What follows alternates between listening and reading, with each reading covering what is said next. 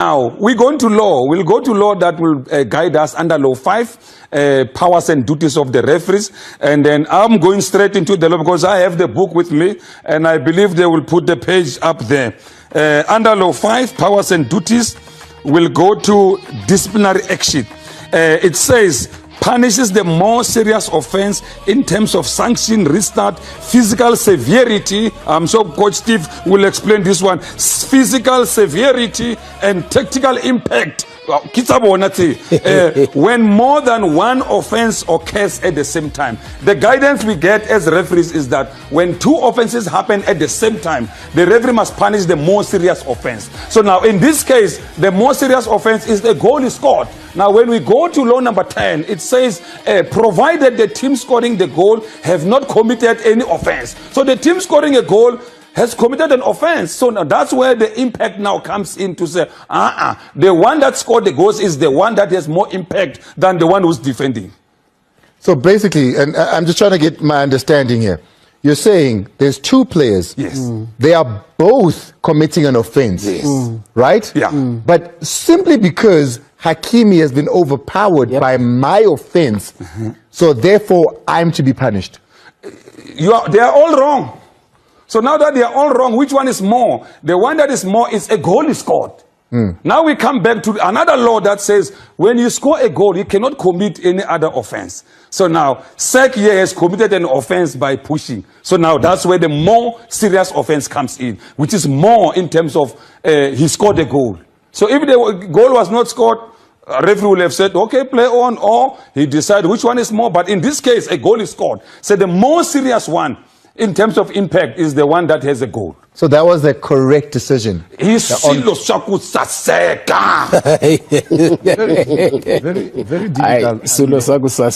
I would have expected one to have VAR reviewing that incident, because I think it's very subjective to say Tحكيمي was overpowered. You know, because if you see both of them, the hands are extended. You know, but then again, you punish an offensive player. You know, but I thought first what we could have done. That's why I've been very, very critical about consistency in making this kind of decisions. The least we could have done was to allow VAR to have a review on this. Because what if Tحكيمي just slipped? You know what I'm saying? And so for me, it's very subjective to say he was overpowered. You know, so that's where I have a bit of a problem when both hands were extended, but we could not have an opportunity to review this moment. But what gives me comfort was the positioning of the referee and the moment where he could also blow, because I felt he was very close to the action, but I still felt that we needed a review in that situation. When did he blow, Ma'a? He blows before the ball goes in the back of the net. He doesn't allow for full play to continue. Okay. So you're not going to be able to see it there. We're going to go to the previous one just before this. Okay. See there, obviously, you know, Tحكيمي turns his back and he still gets a bit of a push there. So that is seen. But see there, so watch this moment carefully as it goes through. You'll see him, see there. He's blown already there.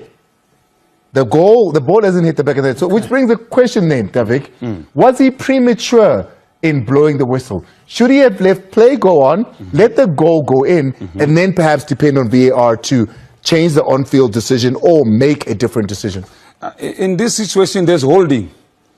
So an offense has been committed, and holding and a push as well. Because at the end, when SEC finishes him off, he push him down with power and force. So that's where severity comes in. So now the referee has seen 2 offenses, but he decided to punish, or not, the most serious one is the push by the attacker. Hence, he awarded a free kick. Jean-Jacques Ngambondala made the right decision in that instance then. Are we happy with that?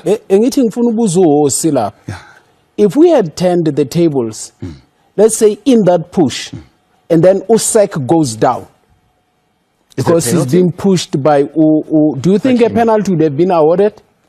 2 situations here, coach. If both of them are pushing, they're in a tussle. Yes. I wanted the same picture. Yeah. But then the one who goes on the ground should actually be the transgressor, Kube Usek, and not to Tحكيمي.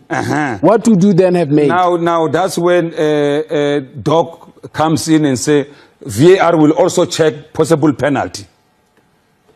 But again, if there's a push, in this instance, yeah, I'm just looking at it differently. Yeah. I'm just looking at the size of the two players. Because the SEC was bigger than Hakimi, then obviously he will be seen as somebody who put more force.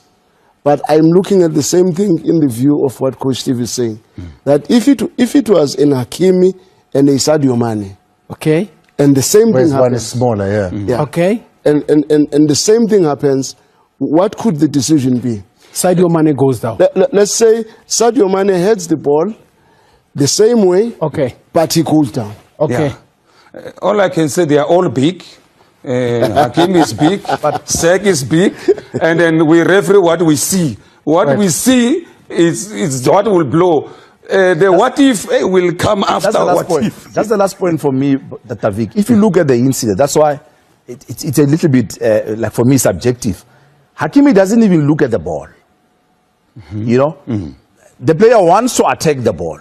So in this case, the person who's impeding the other, it's Hakimi, because he's not even looking at the ball. If you look at it, I mean, he's not even interested to look what's happening. His concern, if you look at it, his concern is this player.